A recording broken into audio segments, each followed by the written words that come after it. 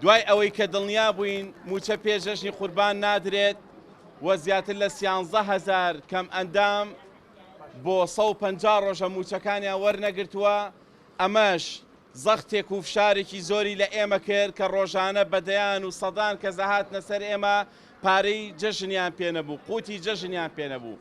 ئێمەش وەک ئەرکی ڕێکخراوەی خۆمان وەک کارێکی ویژدانی و ئەخلاقی خۆمان بیرمان لەوە کردەوە کە کەمپینێک ڕابگەێنین بۆ ئەوەی بتوانین ئازاری ئەو خەڵکە بڕەوێنینەوە، بۆ ئەوەی بتوانین سفرە و خوانی کەمەندامان پڕ بکەین، بۆ ئەوەی بتوانین مناڵە بێنازەکان جلیان بۆ بکەین، بۆ ئەوەی بتوانین هاوکاریەک لە خەڵکی خێرخوازەوە بدەین بەو خەڵکانە تاکو کە جەژنی قوربانە کەمەندامان خۆیان نەبنە قوربانی بەڵکو وەکو هەر کەسێکی تر جەژن بکەین. بڕی 38 ملیۆن و 534 هزار دینار هاتووەتە بەردەستی ئێمە بە پارەی کە لە کەمپینەکە هاتووە.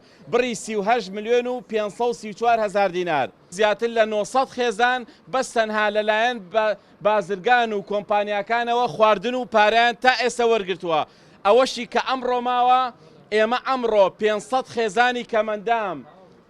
خێزانی کەمەندام هەتا 6 ئێوارە دابەشەکەین هەر یەکەیان بە بڕی کارتۆنێک خواردن و بڕی 75 هزار دینار کە کۆی ئەو پارەی لامانە تەنها 1,250 دیناری لە ڕێکخراودا نامێنێتەوە هەمووی ئەدرێ بە کەمەندامان.